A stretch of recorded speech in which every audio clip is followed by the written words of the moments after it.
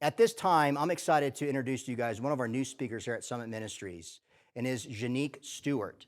She was born and raised in Europe, and after her family moved to the United States for her high school years, Jannique competed for an Illinois state title in a national pageant and chose two issues that she felt most passionate about: abortion and the sexualization of teens.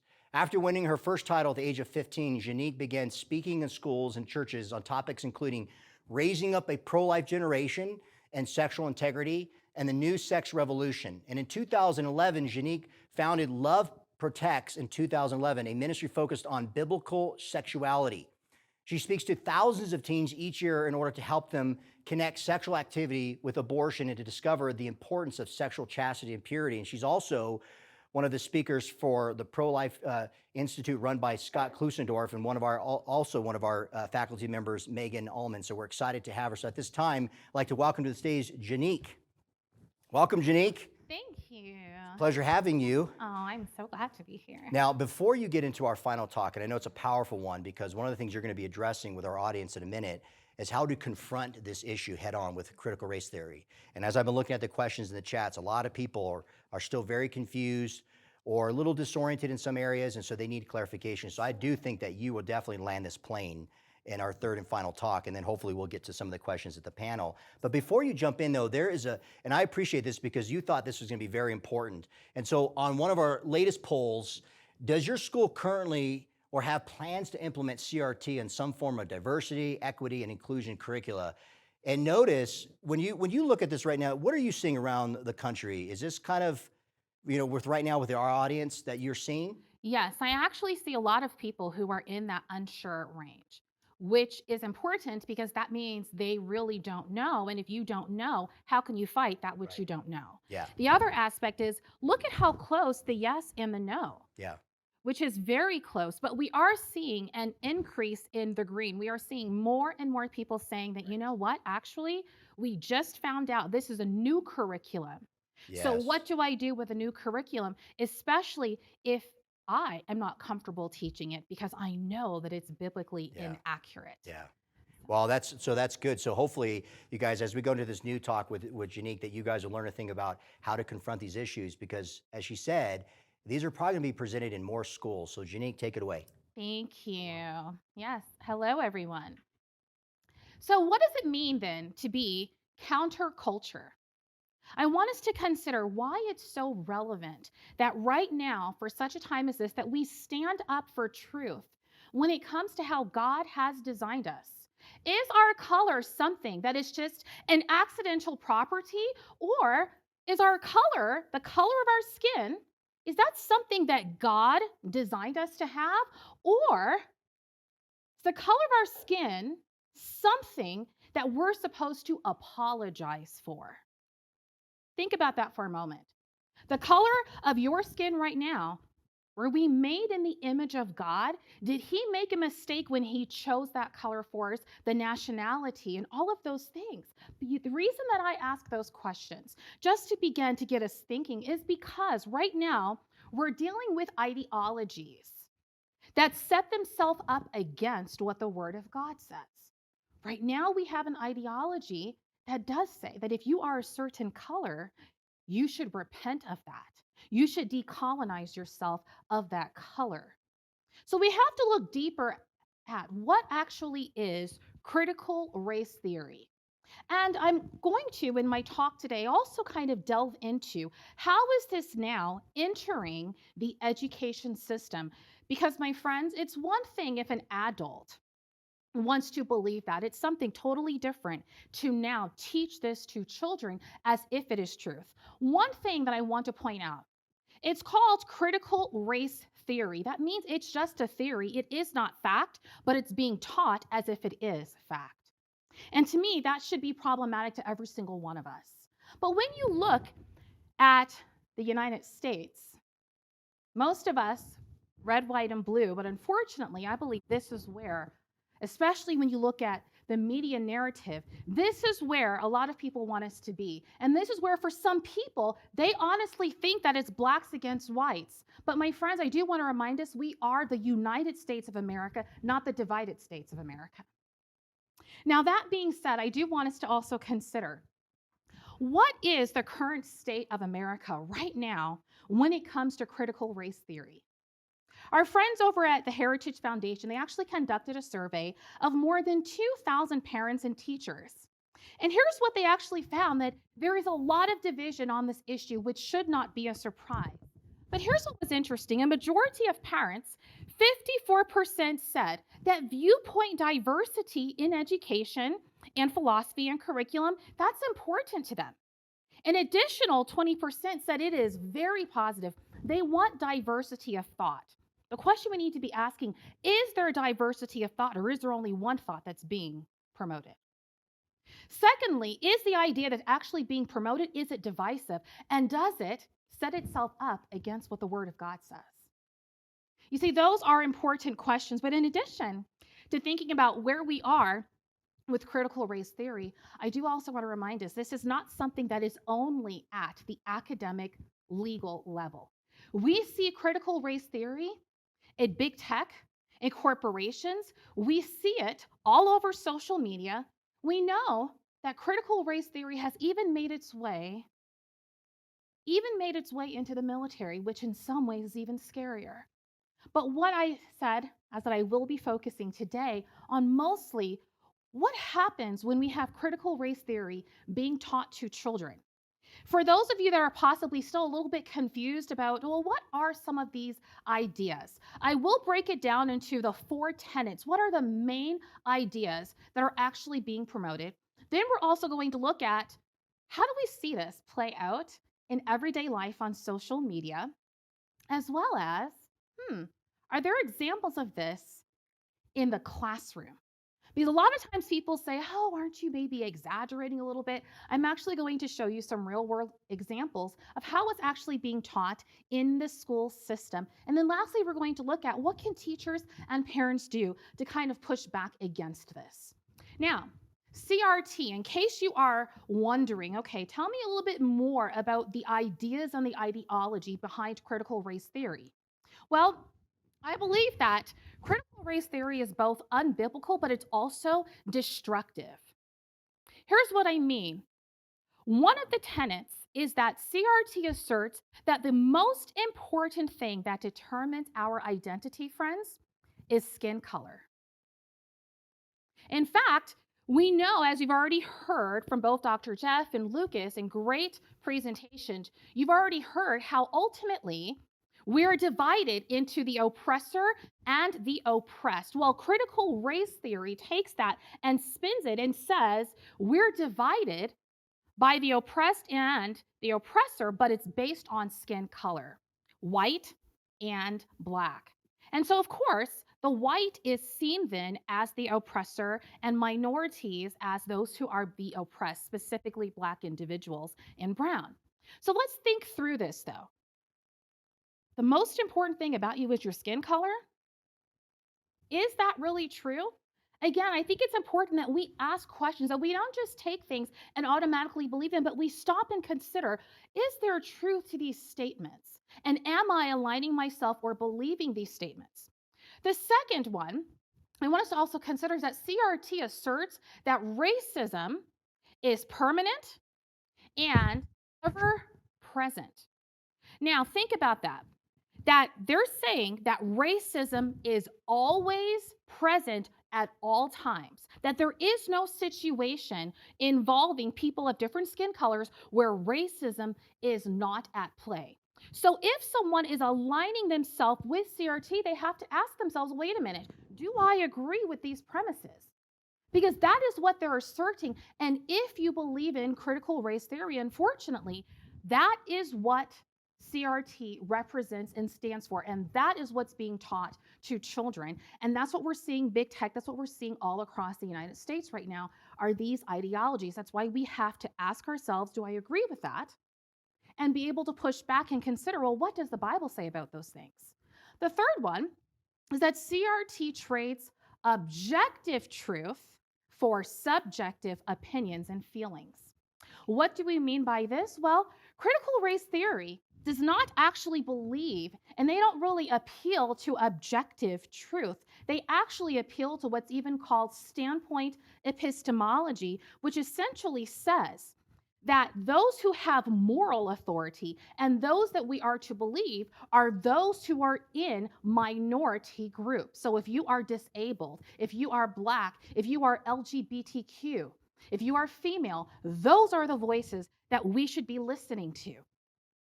Essentially, what they're saying then is that they actually hold the truth. But my friends, we know that God is ultimately truth.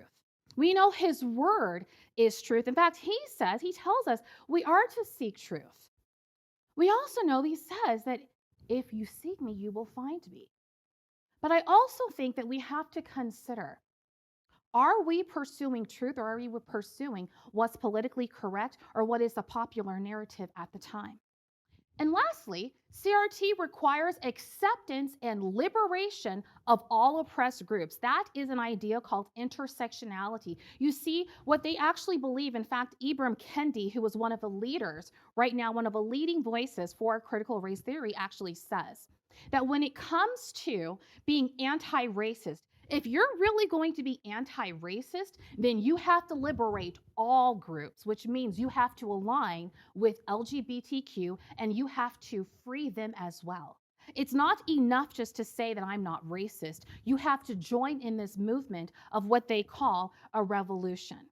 But I want to appeal to one issue right now, this idea that racism is always present, and specifically taking it further, that all whites are racist. This is a very serious thing. Imagine if you are a child and this is what you're hearing and this is what you're being taught, because there isn't a counter voice to this. This is being taught as facts, not as a theory. But if you were a child, imagine what your thoughts are with this. Imagine how you view your peers or how you even view yourself. But where are we getting this from? Actually, Barbara Applebaum, in her book, Being White, Being Good, she actually says all white people are racist or complicit by virtue of benefiting from privileges that are not something they can voluntarily renounce. Robin Deangelo, in her book White Fragility, which is a very popular book right now, she says white people raised in Western society are conditioned into a white supremacist worldview because it's the bedrock of our society and its institutions. She then goes on to say, but entering the conversation with this understanding is actually freeing because it allows us, and here it allows us to focus on how rather than if our racism is manifest. You see, essentially what she's saying is not only that racism is present and that it's at all times, but that we should be constantly looking for how racism is manifesting itself in every single situation. Never mind the word if. It is assumed that it's automatically present. You see, that should concern every single one of us. She also says that whiteness is inherently racist. And again, these ideas are being taught to children. A positive white identity, she says, is an impossible goal. White identity is inherently racist. Just white people do not exist out the system of white supremacy. So she says she strives then to be less white. To be less white is to be less racially oppressive, and that she can build a wide range of authentic and sustained relationships across race and accept that she has racist patterns. Ijeoma Oluo, in her book, So You Want to Talk About Racism, says if you are a white person in a white supremacist society, you are racist. If you are a male in a patriarchy, then you are sexist. If you are able-bodied, you are ableist. If you are anything above poverty in a capitalist society, then you are a classist. You can be sometimes all of these things even at once. So let's take this a little bit further when we deal with intersectionality, which is now saying it's not enough to be against racism. We now have to join forces with every other minority group out there, and we have to also try and liberate them as well at the same time. Ibram X. Kendi, in his book, How to Be Anti-Racist, he says to be truly anti-racist is to be feminist. To truly be feminist is to be anti-racist. But look at this next point. We cannot be anti-racist if we are homophobic or transphobic. To be queer anti-racist is to understand the privileges of my cisgender, of my masculinity, of my heterosexuality, of their intersections. Now, again, that means that for you to buy into being an anti-racist, the very definition of that then is to align yourself with all these other ideologies that all flow out of critical theory. So, what are some examples then of how CRT divides the classroom? And even first and foremost, even on social media, because that's where a lot of people are influenced. I distinctly remember seeing all over the country on social media Black Lives Matter at School Week of Action. That means schools across our nation actually had a Black Lives Matter week, but it wasn't just a Black Lives Matter week, it was a Black Lives Matter week of action. You see, part of critical race theory and part of the whole social justice movement is raising them up to do what? It's not just to believe a certain way, but it's also to act a certain way as well.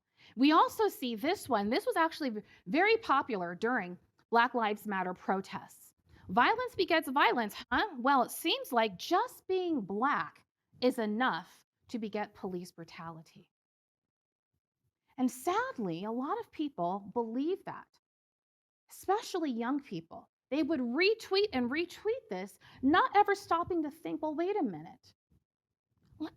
How would I question this? What's possibly wrong with this statement? Or what is assumed here that actually has not been proven? But even when you look at Black Lives Matter, and there's a difference between the idea that, of course, Black Lives Matter and the movement itself. But a lot of people do not realize that when you align yourself with BLM, the movement, you're ultimately aligning yourself with their ideology. Now, this was on their website for the longest time until people started noticing it. Then they took it down. I want to draw your attention to the second paragraph. It says, we disrupt the Western prescribed nuclear family structure. Think about that. Now, they're disrupting the nuclear family, mom, dad, and child. That's what their goal is, to disrupt that.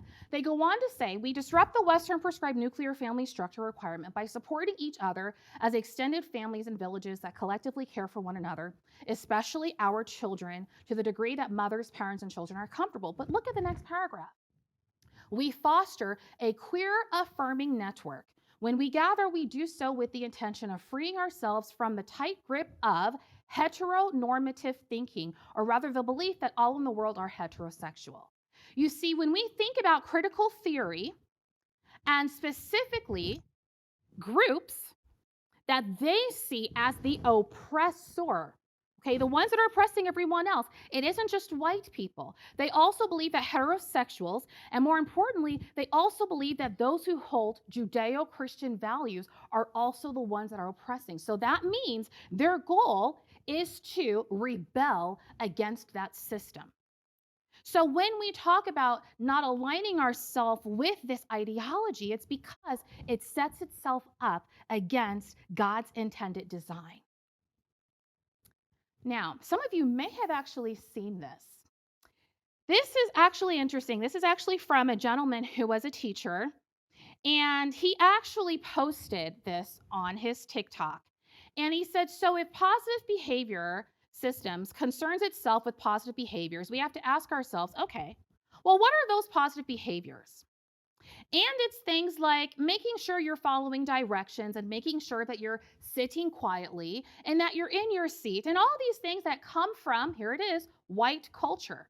The idea of just sitting quiet and being told stuff and taking things in a passive stance, it's not a thing that's in many cultures. So if we're positively enforcing these behaviors, we're by extension positively enforcing elements of white culture, which therefore keeps whiteness at the center, which is the definition of white supremacy. So this is what he was actually teaching, even in his classroom.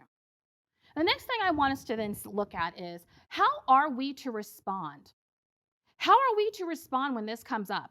Anytime that you see something on social media, do you just automatically react? Well, first, I would challenge us, check your heart.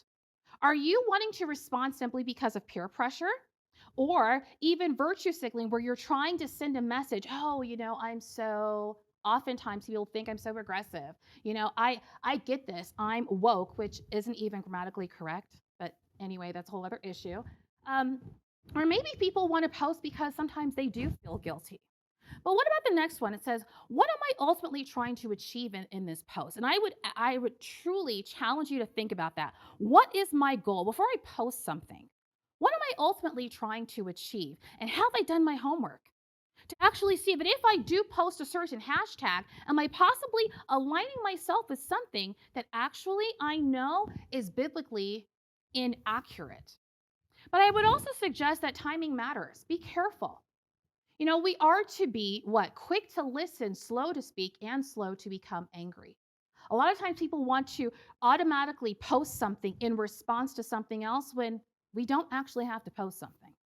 And sometimes it's better, sometimes there's wisdom in not posting anything at all and not responding at all. And the other thing is, be careful of your tone. Sometimes it's not always what you say, sometimes it's how you say it. So let's look at CRT in education, some of the euphemisms that we see. Okay. Culturally responsive teaching, because you're probably not going to see the words critical race theory, but what you will see, the ideology, you will see the themes: culturally responsive teaching, diversity, equity, and inclusion programs, social justice and activism training, raising them up to be activists among their generation, and programs that focus on equity, inclusion, and intersectionality. Now, this is actually taken from the Smithsonian National Museum for African American History. And here's what they say about white culture. And again, this is what's being influenced and this is what's being taught in our schools. That the family structure of a nuclear family of mom, kids, that ideal unit, that is a white issue. But even when it comes to truth, okay, objective truth, even when it comes to rational things such as even science and logic, even physics, they're saying is very white. It is white centered and it's a way to further white supremacy. Most people would be shocked, even when they say telling someone to show up on time, that actually is racist. A lot of people think that is only a white value. So if you tell a child to show up on time, you're actually promoting racism. Even things such as, again, look at that first one, religion, specifically Christianity, as seen as racist, unfortunately. Even holidays, which is very interesting. So again, I would challenge us to consider what is being taught in our schools that maybe we're unaware of, but doesn't align with truth. Now we're going to go even deeper and look at curriculum. Now, at first, a couple of years ago, when I first started hearing about this, I honestly thought people are exaggerating. There's no way. Well, these are real world examples, and there were so many, honestly. Obviously, there was no way I could cover them all. So I just pulled a couple. And they're not only at the high school level. This one is from Cupertino, California, an elementary school. They forced third graders to deconstruct their racial and sexual identities, then rank themselves according to their power and privilege. They separated the 8-year-old children into oppressors and the oppressed. So that's how they divided them in groups. Again, 8 years old. Also in California, they denounced the United States as a parasitic system based on the invasion of white male settlers and encouraged teachers to cash in on kids' inherent empathy to recruit them into political activism. The California Department of Education passed an ethnic studies curriculum that called for the decolonization of American society, and it even included chants to the Aztec god of human sacrifice. Portland Public Schools train children to become race-conscious revolutionaries by teaching them that racism infects the very structure of our society currently, and tell students to immerse themselves in revolution. But what about teachers? You see, it's not just the kids. Even teachers are being impacted.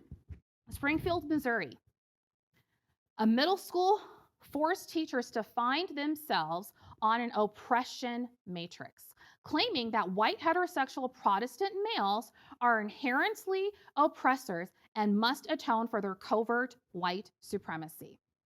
San Diego accused white teachers of being colonizers, on stolen Native American land and told them that you're racist and you're upholding racist ideas, structures, and policies, they recommended that the teachers undergo anti-racist therapy.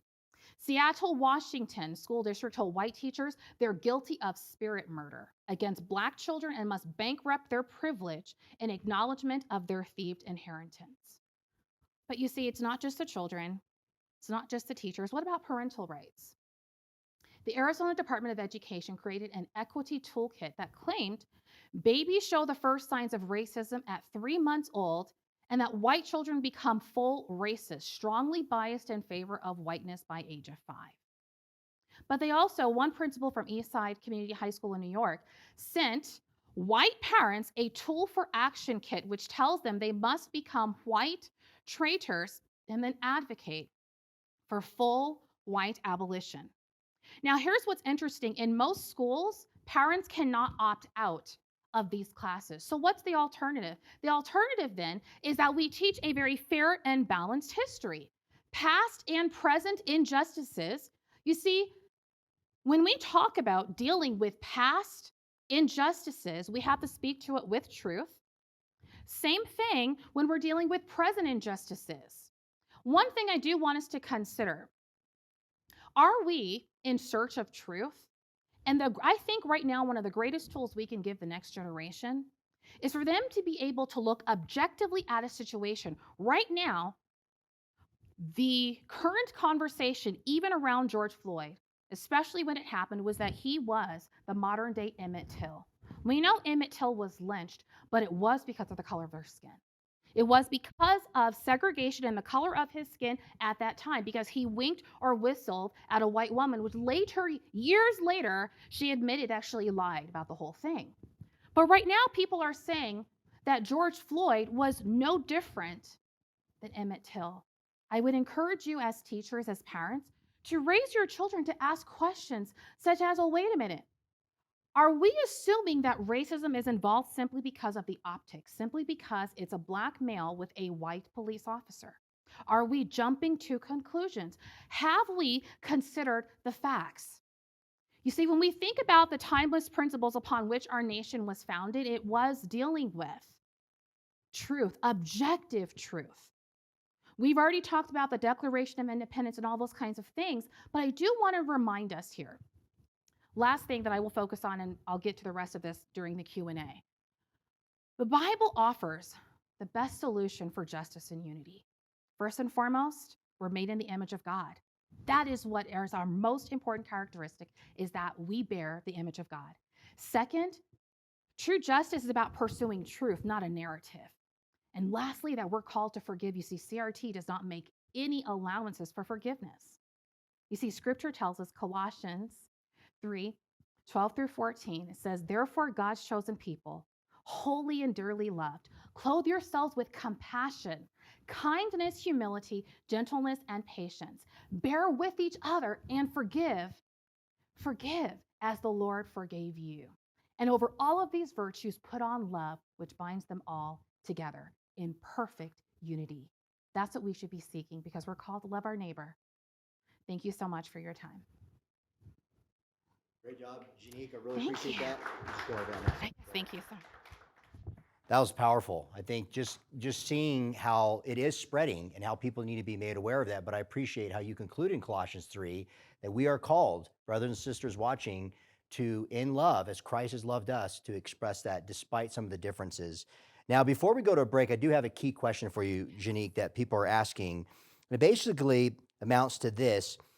Could CRT be helpful to create awareness of social injustices that Christians should continue to address? So more or less, some people are asking is, what's some of the good of CRT that we can address some of these social injustices? What would you say? Well, if CRT is requiring, if it is causing us to talk about this, then in that sense, I would almost say it's sad that we as a church are not already talking about these issues, because we're called to love our neighbor. And our neighbor, not just the people that speak the same language as us, that have the same melanin in their skin. It's also not the people that happen to only agree with us. It's also those who disagree. Right. But when we look at critical race theory, I don't really see, because it sets itself up against the knowledge of God and what we see biblically, I don't really see how we can use it in a positive way. I do believe that the best answer for not only reconciliation in general, but especially when it comes to racial reconciliation, the Bible has the answer, because the Bible is the one that tells us that we're equal. You see, CRT does not tell us that we're equal. So unless they're saying, I mean, unless it's only because it's causing us to have these conversations, but again, that's kind of an indictment on us. And we have to say, you know what? We're going to lead the nation in talking about the things of God, because we're looking at the whole counsel of God. And as he tells us to love our neighbor, then that means we also have to look at the things that are affecting our neighbors. Very good. Well said. Well, we appreciate that and that response, and hopefully that helps you guys as we continue, in this discussion with critical race theory